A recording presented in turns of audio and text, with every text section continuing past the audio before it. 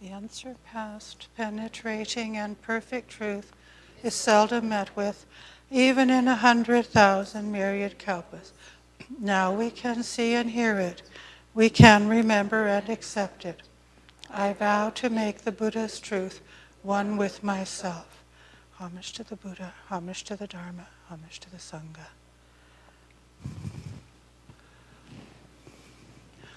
Good morning. We've just celebrated our annual festival of Vaisesha Guru Tathagata, the Buddha of Healing, and I'd like to talk a bit about the Buddha of Healing today.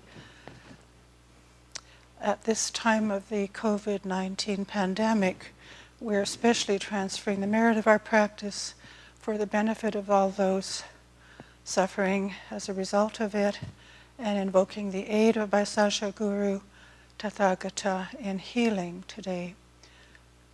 Whether it's suffering with regard to their physical health, mental, emotional states, economic hardship, and as well as blessing in particular all those who are dying, that they may enter into eternal peace and be carried by great compassion, love, and wisdom as they go on in their spiritual journey.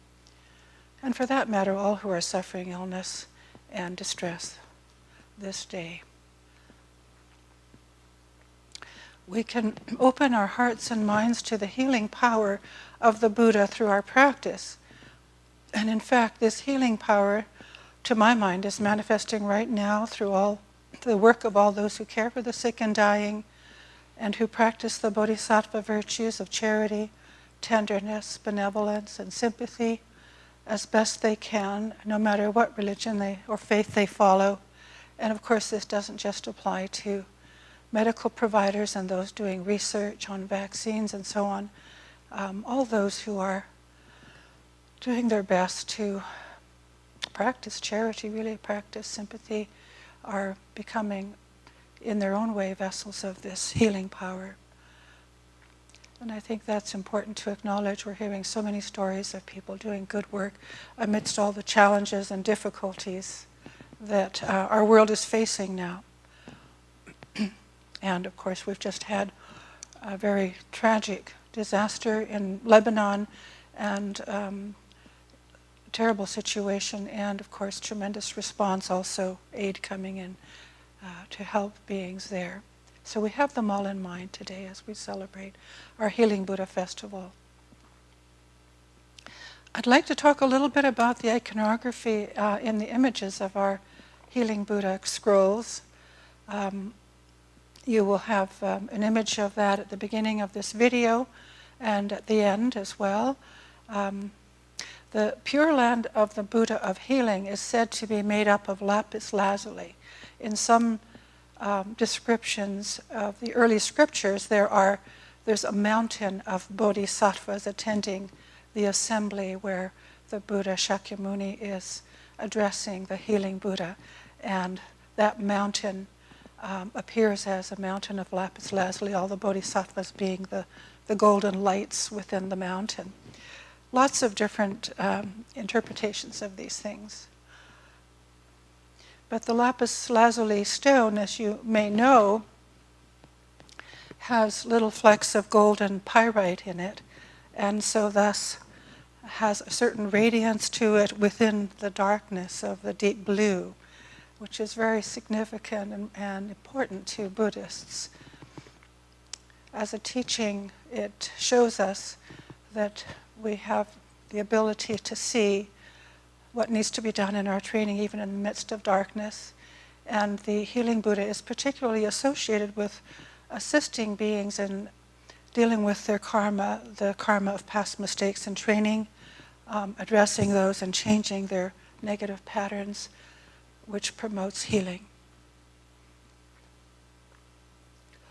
In many depictions of the healing Buddha, he or she is shown with a blue body representing the lapis lazuli, especially in the Nepalese and Tibetan traditions. We have one here on my right. To me, the blue body of the healing Buddha has always been very helpful and represents the cooling of the passions, which make all healing possible. And by passions, we mean the heat or the fever, if you like, generated by our clinging to the three poisons of greed, hatred, and delusion, which the Buddha defined as the ignorance at the root of all suffering, or dis-ease of heart and mind. In many images, the Buddha of healing holds a begging bowl in his left hand, again, from my experience, representing the complete and positive acceptance of all that comes to us in our daily lives. It specifically refers to meditation practice, which is the Healing Buddha's balm, healing balm. The hand posture that we use, and I'll show those watching on the internet, the hand posture that we use in meditation, with the right or left hand on top of the other, actually resembles an alms bowl of all acceptance and embracing everything that arises without clinging. In other words, allowing all aspects of our experience to arise, abide, and pass, to flow through all thoughts, emotions, feelings, sensations, perceptions, physical being, comfort, discomfort, our experience, if you like, of the five skandhas, just allowing them to flow through, not attaching to any of it as best we can. So we are creating a sort of alms bowl with our hands. The thumbs touching help us with attentiveness, one-pointedness of mind, with stillness in the midst of all that arises and passes.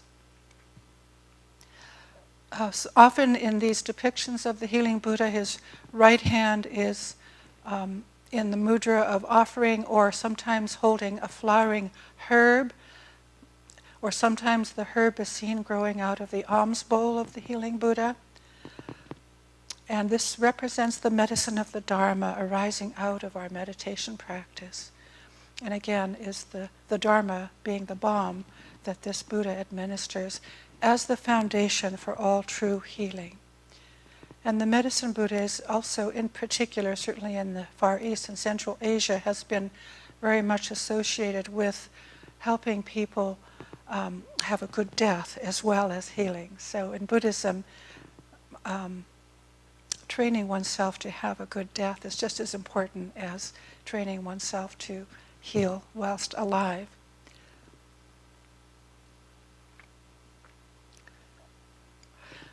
The Buddha of healing the devotion to the Buddha of healing comes from early scriptures, Mahayana scriptures written around the 2nd and 3rd centuries and later. There are stories of a king of healing. Supreme Healer was another one. There were apparently two brothers who made vows to help heal beings from suffering. In some of our depictions here, we have 7 Buddhas in a halo around the central healing Buddha figure. And so in some of the expanded versions of the early Vaisajaguru scriptures, there are 7 healing Buddha brothers, the king of healing, the central one being the leader of them. And in some depictions are all combined into one. And this being, if you like, the healing Buddha, really represents the body of the Dharma, the body of the law. In some depictions, there are 12 yaksha generals around the base of the Buddha's throne.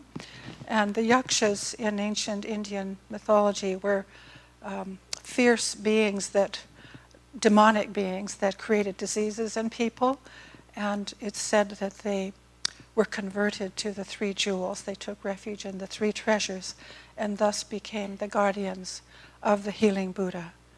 And it's said to be very important that the healing Buddha be cherished and treated as precious. And in fact, all that we give rise to in ourselves that promotes healing is considered very precious, whether it be spiritual, physical, mental healing. So he has these 12 yaksha generals, these fierce-looking guys at the base of his throne, protecting him. This also represents, of course, all these aspects of the iconography relate to aspects of our training. So it does show the conversion of past negative karma, if you like, anger to love and compassion, fear to equanimity, and so on and so forth. Sometimes it's said that the 12 Yaksha generals also refer to each of the 12 vows of this healing Buddha, which I'll go into shortly. In some depictions of the healing Buddha, also there are two bodhisattva guardians on his left and right. There's the all-pervading solar radiance bodhisattva, the sun bodhisattva, and the all-pervading lunar radiance bodhisattva, holding an image of the moon in some depictions. I think on our central image here, one of them holds the Buddha's begging bowl, the other holds the scriptures. And the Buddha himself, in this central image behind me, is actually holding a pagoda, representing, of course, the storehouse of the scriptures, the medicine of the Dharma. I think it may also refer to the fact that the Buddha it's said that the healing Buddha in a previous life built a pagoda in honor of a Buddha that he was training with. So there are many references from the scriptures in all this iconography. But again, always coming back to the healing power of the Dharma. I thought it would be interesting to look at the 12 vows of the healing Buddha by Sajaguru, because they're just as relevant today, I say except for one of them, which I'll talk about, especially with what's going on in our world today, and to know that there is that which is looking out for us in this world. These are vows that it's said that a young man who was training made these vows, a very devoted young man in training made these vows, and eventually in other reincarnations became the healing Buddha. So these vows have gone through a number of past lives.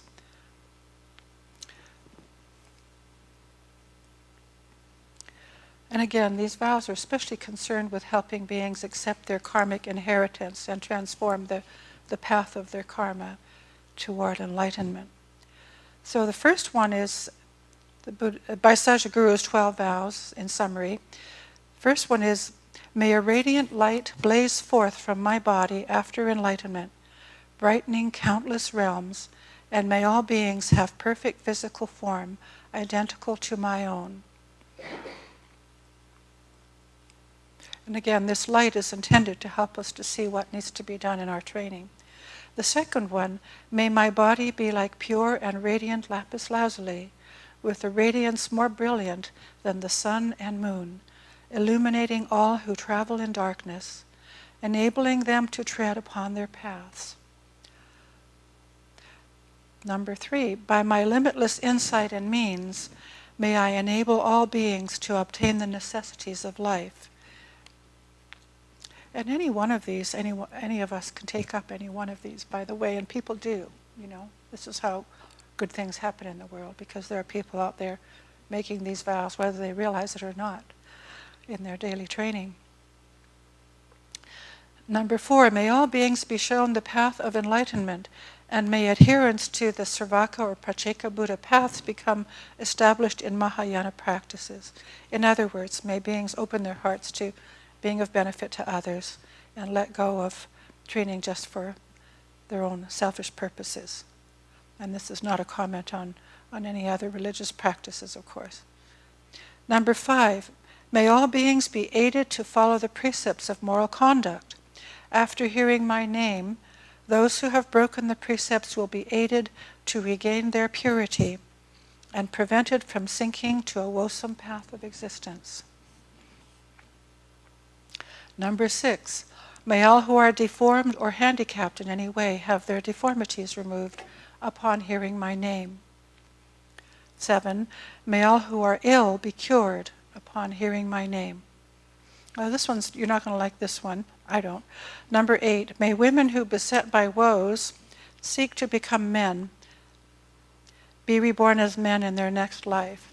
Now, I'm going to read you. Of course, that's very insulting to women, and it's been the cause of much controversy and really quite stupid speculation and confusion in Buddhism over the years, and unnecessary confusion. And the author of this book I'm quoting from, The Healing Buddha by Raoul Birnbaum has some comments on this which I thought were interesting. There's a later version of these vows that is depicted in a Chinese scroll showing Vaisakha Guru, and these vows are all depicted around him with the text under them. And it's interesting that this one was changed in that version. It was a few centuries later, which shows you that Buddhist scriptures are always evolving and should be evolving and applicable to the times that we're in. So that's the foolishness of holding on to these old things that don't work. But here he says, regarding that, he's talking about the comparison with this later scroll and these early written vows in the early scriptures. He says the most significant variation between the two is the omission of the usual 8th vow, to aid all women to become men in their next incarnation. Here the scroll has the following. Instead of that vow, it says, "For the sake of all simple and limited sentient beings, I shall proclaim the marvelous law." This is the Healing Buddha speaking. "They shall be caused to gain passage to the other shore, nirvana, to escape from the cycle of birth, old age, sickness, and death. They shall enter the gate of wisdom. I shall cause all things to be clear to them, so that they shall no longer have doubts of their own Buddha nature." So there you go. Doesn't mention women at all. And that was just a number of centuries later changed in Chinese culture. And the author goes on to say, "It is apparent from remarks in the standard versions of the Vaisakha Guru Sutra that the text originally was composed in a region where women had very low status, where life as a woman was accompanied by many sorrows." And it's said that these were authored somewhere in the sort of northeast Indian Kashmir region, most likely, and became very popular in China. He goes on to say, "A vow to assist women to gain incarnation as men would be ludicrous and repellent if this were not the case. It is likely that the sutra may have been modified by a traveling monk eager to spread Buddhist teachings in China, who, finding himself in a region where women held higher status, quickly realized that the 8th vow of Vaisakha Guru would have a dampening effect on the eagerness of a substantial portion of the population to listen and learn, as would be very much the case today." But it's amazing how much people hang on to that still. And it's given Buddhism kind of a bad rap in some areas. In the illustration of this vow, in the scroll, the Chinese scroll, the later one, a monk is lecturing to a group of men and women who are apparently studying as equals. So I thought that was interesting.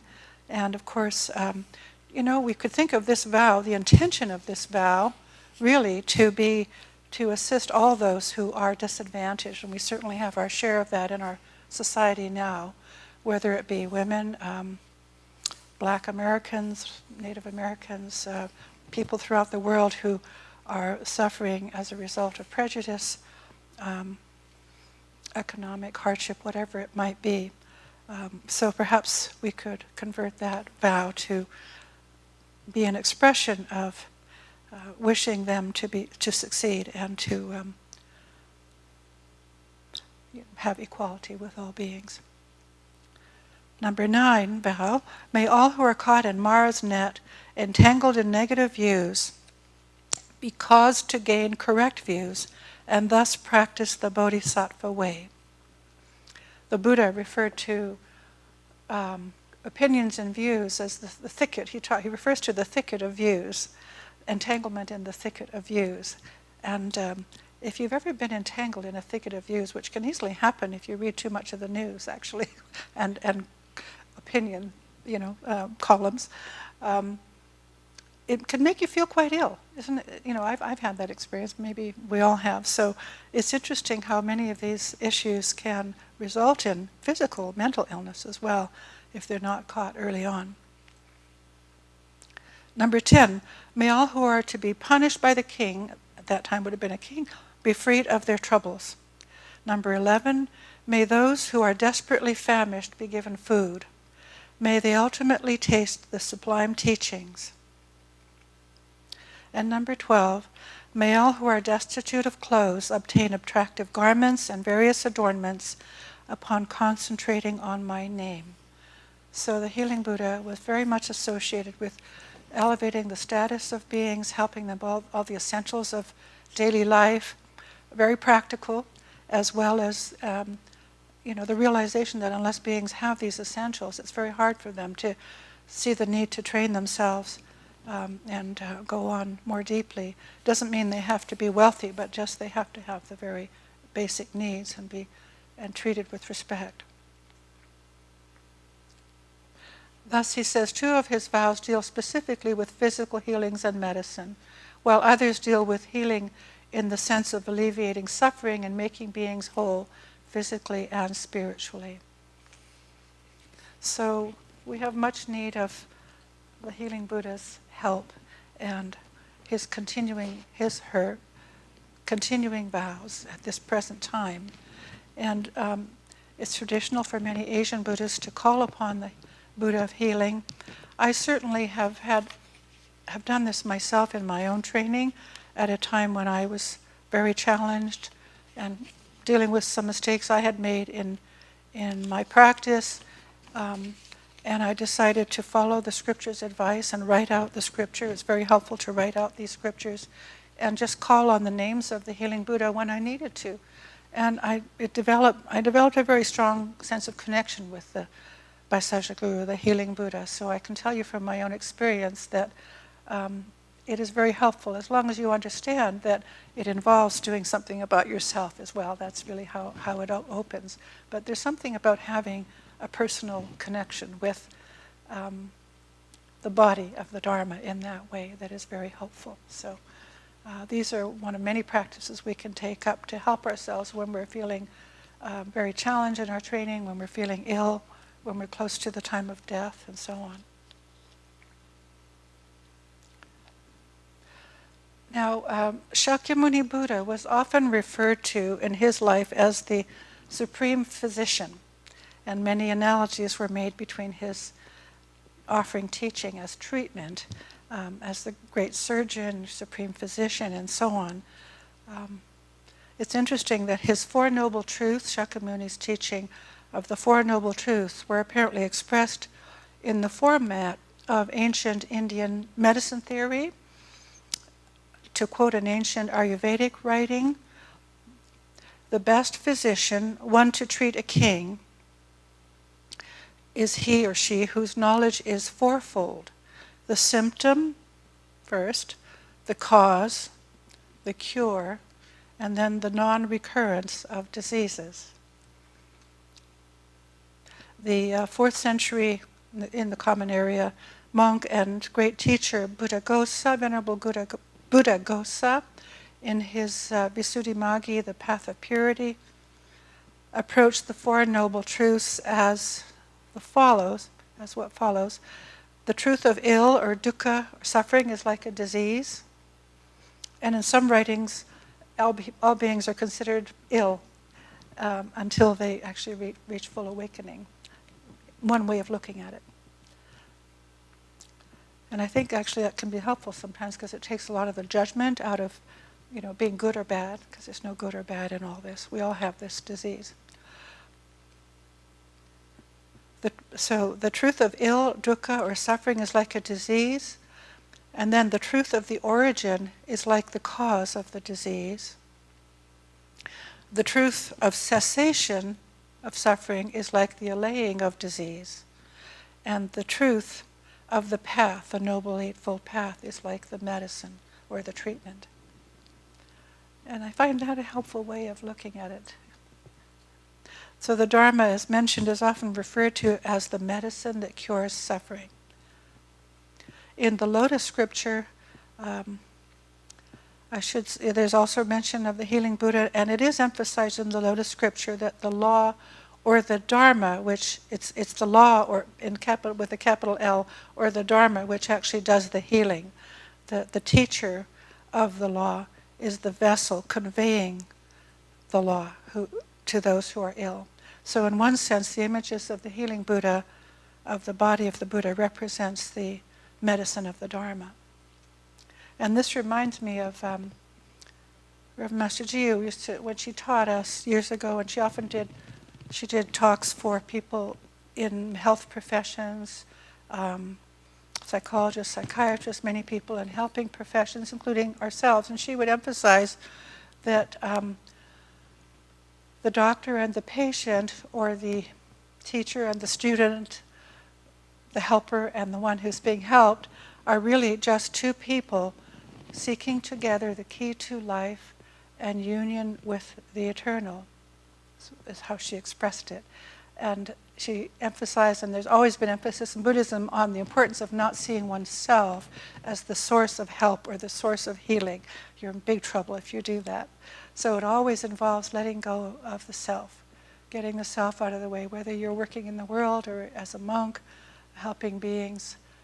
The first step is to be still and let go of the self and any pride or inadequacy, for that matter, with regards to being effective. And drawing on one's knowledge, certainly, but not to attach a big me to being a helper or a doctor, a medical provider, whatever. So again, just two people seeking together the key to life and union with that which is greater than all of us. This, you could see this as a formula, of course. I think it's also very helpful, if I may add, for parents and children, I think a lot of problems can be avoided in families if we take that attitude with our children as well. Really just coming into this world as two people seeking together the key to life. So she taught that this can be applied to all those in the helping professions, as I mentioned, including spiritual teachers, to counteract, as I say, the tendency of the helper placing themselves in a superior role over the patient or student, which really makes it very difficult for the one being helped to have confidence and to embark on a path of healing or learning. And that teaching has really stuck with me and got me through lots of difficult patches. Actually, in all relationships, to be honest, personally. The Buddha is said to often have used his teachings on impermanence and non-self, or the basic characteristics of human existence, as treatment for his disciples.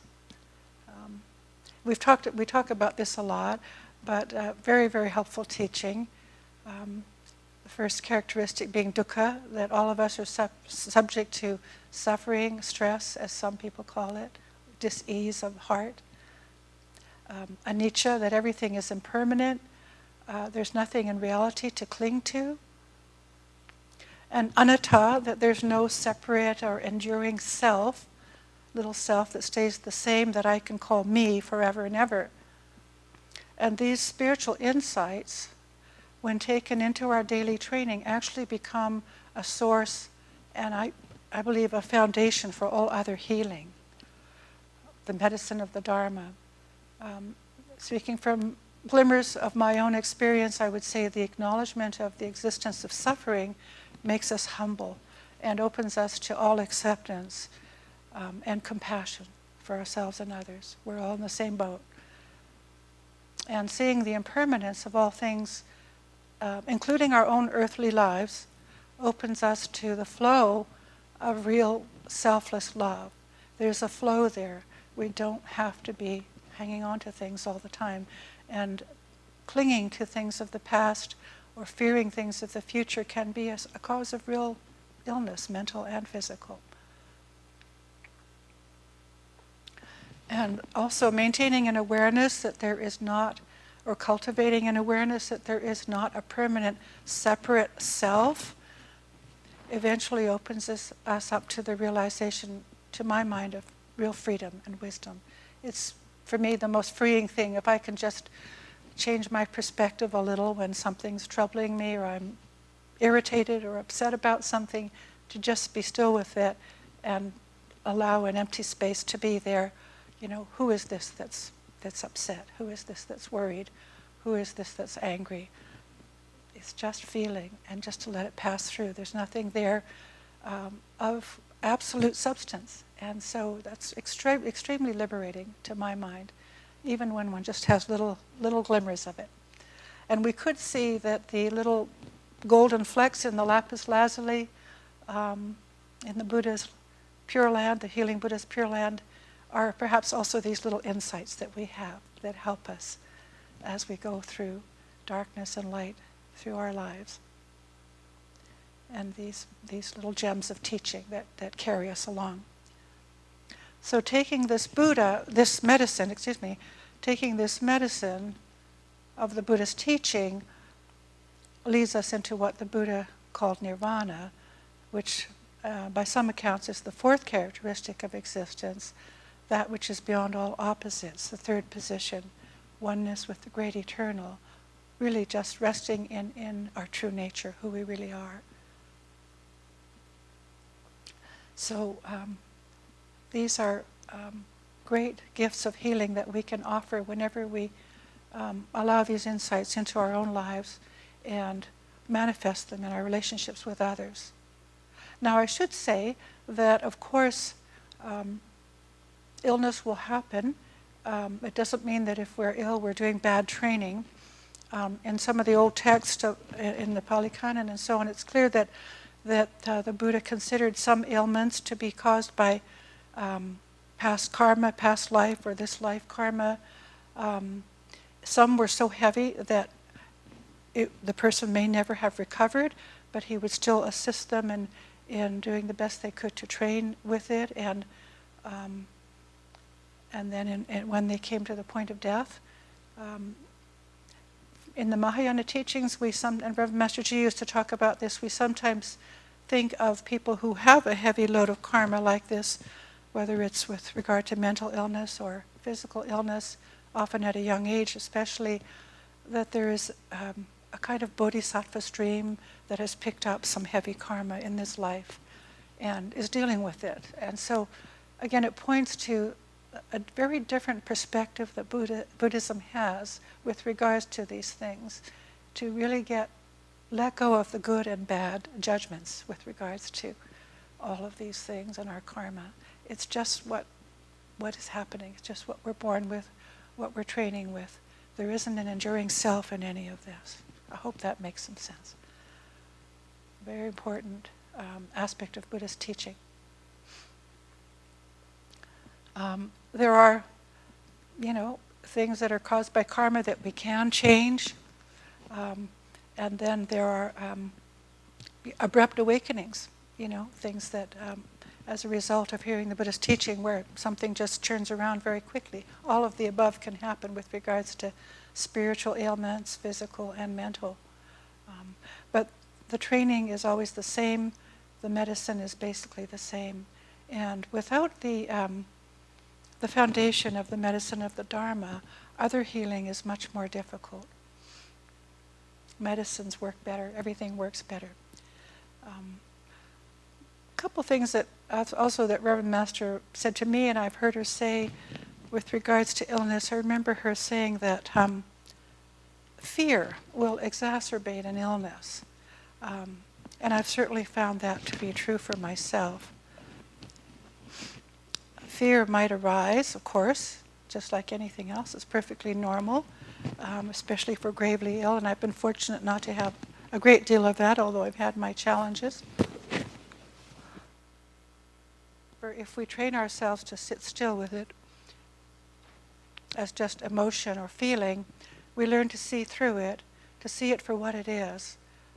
Its insubstantiality, an appearance of one of our impermanent skandhas, a passing cloud, a phantasm, a dream, as the Diamond Scripture says. Yeah? And I found this to be very, very important. It's really interesting to see what fear can do. Not to be afraid of fear, that doesn't help, but just to know that it doesn't, it's like worry. It doesn't actually ultimately do much good. In some cases, fear can keep us from a dangerous situation. That's useful, but we don't have to allow it to take us over. So, to watch that. And then she also said something interesting, which could easily be misunderstood, but I remember her saying, and one always has to be careful of taking one's teacher's teachings out of context, but enjoy the illness in relation to not being fearful of it. Of course, it doesn't mean that we don't take care of ourselves and seek good medical advice, take up treatment. On the contrary, it does mean that when ill, it works best to truly accept the condition of illness and relax into it, which greatly helps open the door to allowing healing to take place. So I believe what she was talking about from my own experiences, just acknowledge it, accept it. This is human existence. Yeah.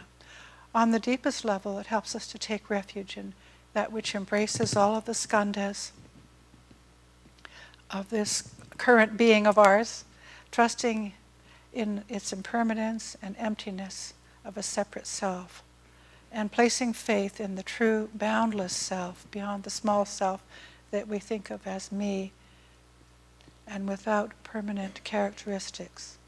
So these are foundational teachings that are very helpful in healing on all levels. They don't stand against seeing a doctor, getting medical help.